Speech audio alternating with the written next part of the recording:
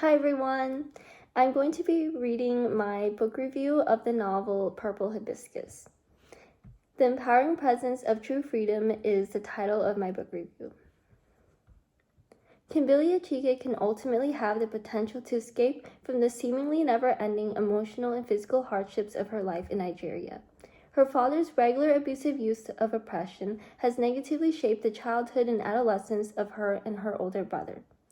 However, Kimberly maintains a reserved yet loyal personality while simultaneously having privilege in her wealthy household and feeling determined to achieve the competence of her religious father. In Chimamanda Ngozi Adichie's moving and compelling novel, Purple Hibiscus, Kimberly as a narrator highlights that she waited for Papa to ask Jaja and her to take a sip, as he always did. A love sip, he called it, because you shared the little things you loved with the people you loved. She continues to submissively prioritize the respect and love she has for her father and family's bond, regardless of their pain, since she knew that when the tea burned her tongue, it burned Papa's love into her. Unfortunately, the increasing tension within Kimberly's family becomes more apparent in the novel as she and her older brother are driven by their new, unique perception of freedom that differs from that originating from their privilege. The narrative's first-person storytelling presents a series of descriptive events preceding the opening scene of the novel and traveling back in time. While her father's brutal attitude is gradually weakening the relationships of the Achike family, Kimberly and Jaja explore the fulfilling opportunities of contentment, self-consciousness, and self-expression with Auntie Ifeoma and Izuka. Eugene is Kimberly's Catholic father, whose fixed religious beliefs have incessantly encouraged his extreme abusive behavior, violent actions, and strict rules, in hopes of affirming his control over the daily routine of his children and wife. Kimberly's brother, Jaja, becomes eager to display a bold personality in the face of his father, as he develops the desire to courageously stand up against Eugene in a rebellious manner, which can be perceived as a daring and uncommon act in their home. While growing into an embodiment of freedom, he is inclined to protect Kimberly and his mother from his father's constant abuse.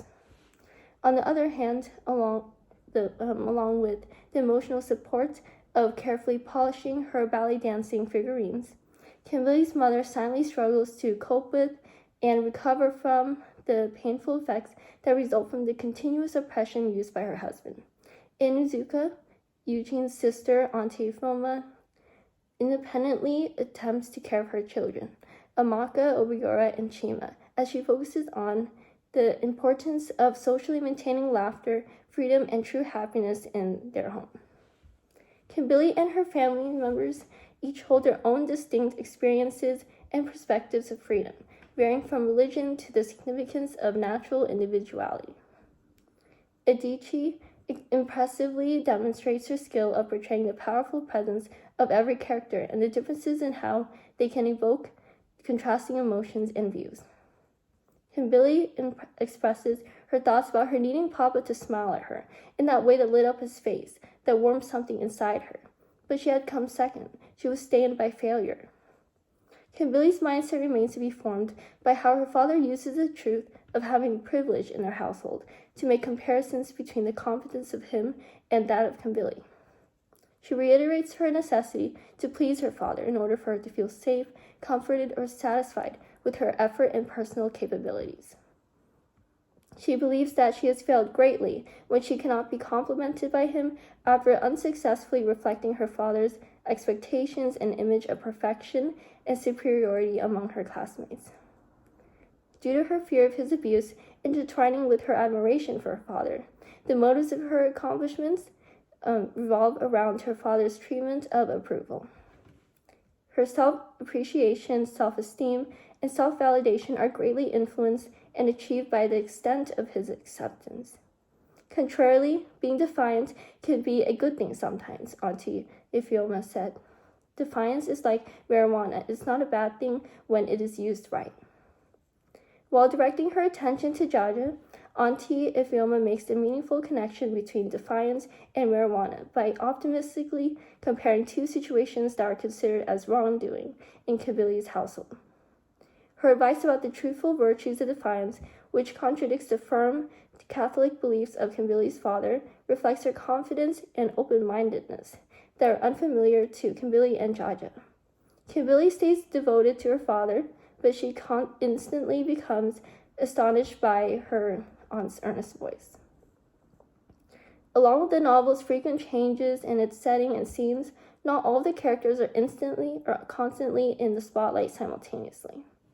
Nevertheless, Adichie expressively blends the continuous, relentless incidences of oppression with her heart-wrenching outcomes and several plot twists that are confronted differently by each character holding on to an individual identity. The evident personal disparities between the characters and their experiences accentuate the impact that the characters can have on one another and the various sides to their relationships. Outside of her home, Kimberly comes to the realization that Auntie Ifeoma has treated her cousins by setting higher and higher jumps for them in the way she talked to them and what she expected of them. She did it all the time, believing they would scale the rod, and they did. The powerful level of trust that Auntie Ifeoma has in her children and their capabilities allows her personal growth to be gradually accomplished with ease rather than the pressure of her expectations. Similarly, Father Amadi, a friend of Auntie Ifeoma, shares an identical method and mindset of allowing the practice of self-belief, as well as helping others build their confidence by acknowledging their weaknesses or imperfections beyond the fear of failure, criticism, and the consequences of their flaws. Despite attempting to meet Eugene's expectations to the best of their abilities, Kimberly and Jaja struggle to improve their self-esteem in the same manner, due to how their father can easily decide to turn against them for unintentionally making mistakes.